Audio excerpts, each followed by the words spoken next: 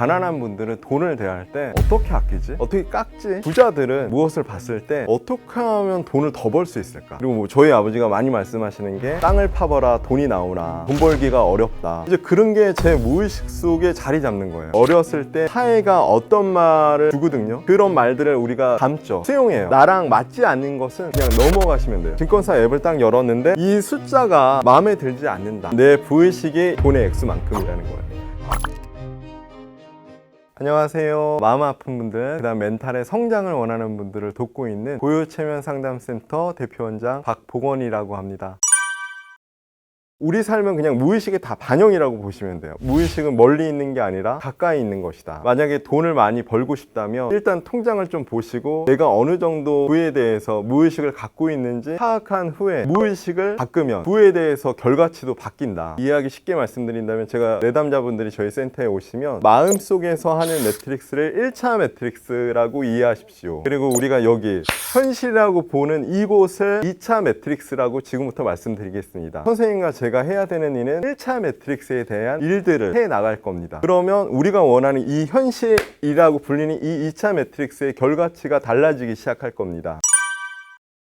제가 어렸을 때 생활보호 대상자였어요. 누님이 4분 계시고, 그래서 제가 아주 무의식이 가난했죠. 돈은 아껴야 된다. 그리고 뭐 저희 아버지가 많이 말씀하시는 게 땅을 파봐라 돈이 나오나, 돈 벌기가 어렵다. 이제 그런 게 제 무의식 속에 자리 잡는 거예요. 그러면 그게 이제 1차 매트릭스에 각인이 되고, 돈 벌기가 어렵구나, 땅을 파도 돈이 안 나오고 돈 벌기는 어렵고. 그러면 실제로 2차 매트릭스에서 저희가 돈 벌 가능성이 낮아지는 거예요. 무의식을 모르는 분이고 많이 배우지 못하고 그렇던 분이기 때문에 돈에 대한 안 좋은 무의식을 자꾸 저한테 많이 전해주셨죠. 제가 예전에 어떤 회사에서 근무한 적이 있었어요. 직원으로. 거래처에 계신 대표님의 자제분이 입사를 하셨어요. 저랑 이제 동갑이라서 같이 좀 잘 지냈었는데, 딱 볼 때부터 저랑 다른 성향인 게 딱 느껴졌어요. 여유가 있더라고요. 말할 때나 어디서나. 저는 그때 이제 무의식이 어렸을 때 열심히 해야 된다, 인정받아야 된다, 뭐 이런 얘기들을 하도 어릴 때부터 많이 듣고 자라서 회사 생활도 열심히 해야 되고 막 최선을 다해서 인정받아야 되고 뭐 이런 이제 무의식들이 있어서 그렇게 살아가고 있었는데, 이 친구는 6시 땡 하면 퇴근하고 당당하게 퇴근을 하더라고요. 아주. 그리고 근무 시간에도 제가 되게 열심히 일했던 것 같아요. 근무 시간도 제가 길고 업무량도 제가 좀 많고. 근데 그때는 몰랐어요. 근데 그 회사를 퇴사하고 제가 이제 심리학 공부, 플라시보 끌어당김 이런 공부를 하면서 그 친구가 자주 떠올랐어요. 왜 떠올랐냐면, 그 친구는 전광판을 갖고 있었어요. 예를 들면 뭐 신사역 사거리의 전광판. 그래서 이제 그 친구가 하는 일이라고는 전광판이 고장나면 전광판 수리하는 분한테 전화를 해서 전광판을 고쳐달라는 얘기. 딱히 근로가 없는 분이세요, 그분은. 근데 돈은 어마어마하게 버시는 거죠. 그리고 계속 전광판을 늘려가시더라고요. 그래서 이제 그걸 보면서 저는 이제 무의식이 근로를 해야, 열심히 해야 돈을 번다는 게 장착이 돼 있으니까 그렇게밖에 현실이 안 벌어지는 거예요. 그래서 무의식이 어렸을 때 사회가 어떤 말을 주거든요. 그런 말들을 우리가 담죠. 수용해요. 나랑 맞지 않는 것은 무시하고 그냥 넘어가시면 돼요. 그러면 내 안에 무의식으로 자리 잡지 않아요. 그래서 우리가 어렸을 때 아이들한테, 성인한테 말할 때도 똑같죠. 돈에 관해서, 부에 관해서 긍정적이고 희망적이고 이런 얘기들을 해줘야 그 사람의 무의식이 부유해질 수 있다. 그래서 우리가 어렸을 때 신발끈, 운동화끈 매는 걸 배웠던 것 같아요. 근데 처음에 배울 때는 처음 하는 거니까 낯설어서 신발끈 매다가 울고 몇 번의 시행착오를 경험한 다음에 신발끈을 막 매더라고요. 요쯤 되면 이제 무의식이 된 거죠. 이 행위에 대해서. 우리가 어릴 때 부모님으로부터, 양육자로부터, 세상으로부터 들은 말들 있잖아요. 맨 처음에 이제 의식적으로 들은데, 그게 한 번, 2번 듣기 시작하고 내가 수용하면 이제 내 무의식으로 자리 잡게 되는 거예요. 그래서 내가 지금 내 자산을, 증권사 앱을 딱 열었는데 이 숫자가 마음에 들지 않는다. 그러면 내 부의식이 돈의 액수만큼이라는 거예요.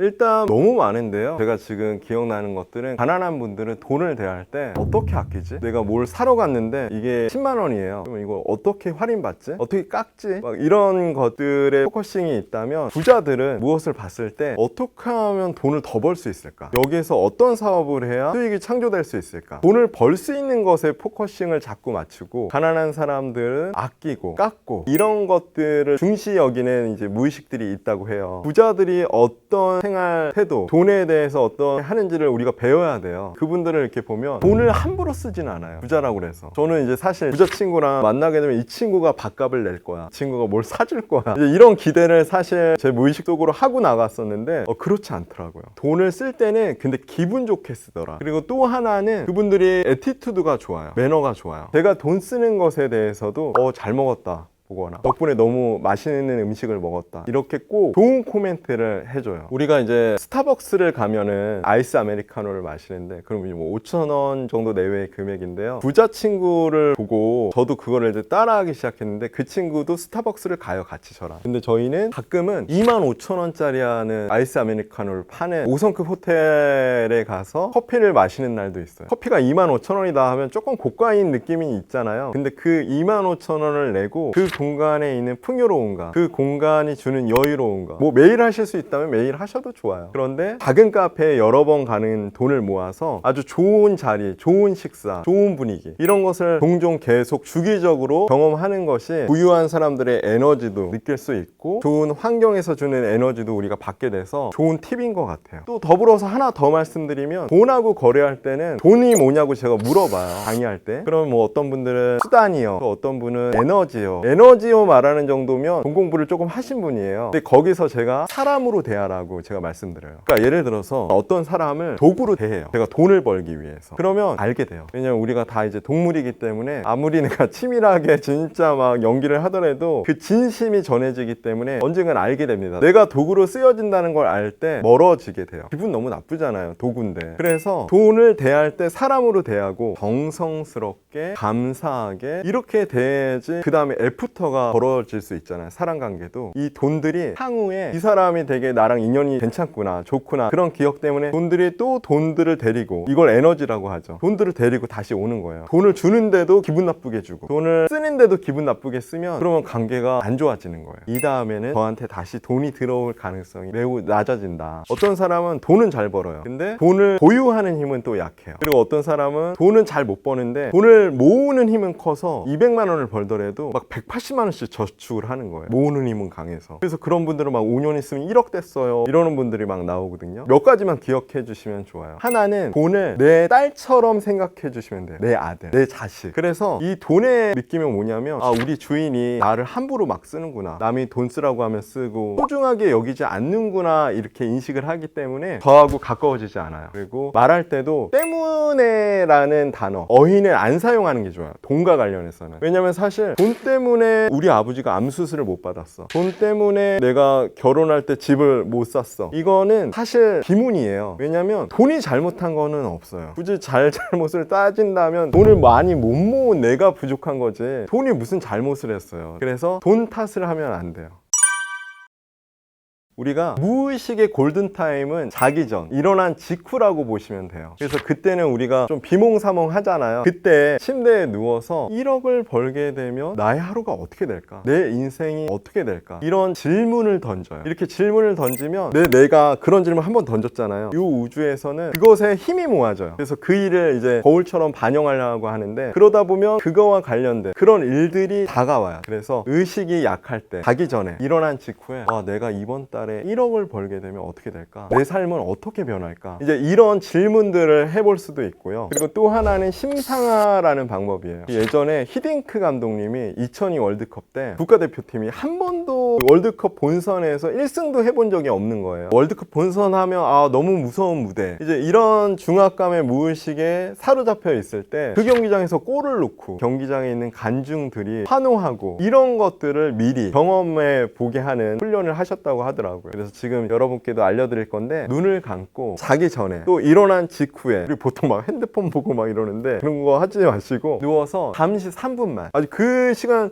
금싸라기 시간이에요. 그때 내가 10층짜리 건물주가 돼서 그 1층 상가에 갔는데, 그 1층 상가의 카페 주인이 사장님, 저희 새로운 미숫가루 음료가 나왔는데 이 미숫가루 음료 한번 맛보시죠 해서 주는 거예요. 그 미숫가루 음료도 너무 맛있고 그 표정도 너무 감사하고 바람이 불고 커피 냄새, 그래서 심상화 명상, 심상화 체면을 통해서 경험한 것들은 우리 뇌가 1차 매트릭스가 그렇게 인식하기 때문에 2차 매트릭스에서 그분이 그런 일을 경험할 가능성이 높아진다는 거예요. 우리가 레스토랑에 가서 음식을 주문하잖아요. 주문한 다음에 앞에 있는 사람하고 그냥 사담을 나눠요. 최근에 어떻게 지냈어? 막 이러지. 고르곤졸라 피자를 진짜 나한테 줄까? 이런 걱정을 안 하잖아요. 이거랑 똑같아요. 우리가 이런 심상화 명상, 심상화 체면을 한 이후에는 이것이 무조건 나에게 온다는 것을 믿고 레스토랑 주문하듯이 걱정하지 않으시는 게 되게 포인트예요. 지금도 제 안에는 약간 가난의 무의식이 느껴질 때가 종종 있어요. 언제냐면 음식점에 가서 할인을 받는데 그게 할인이 잘 된 건가 확인하고 싶은 마음이 되게 올라와요. 근데 저희 와이프는 어련히 다 잘 해주셨겠지. 그리고 목소리도 여유 있고 행동도 되게 여유 있어요. 그래서 저희 와이프랑 같이 다니면 대접을 받아요. 어딜 가나 그렇게. 그래서 생활을 하실 때 마음속으로 자기 암시하는 거 제가 추천드려요. 우리 아빠 부자야. 무의식적으로 마음속으로 야 이거 내가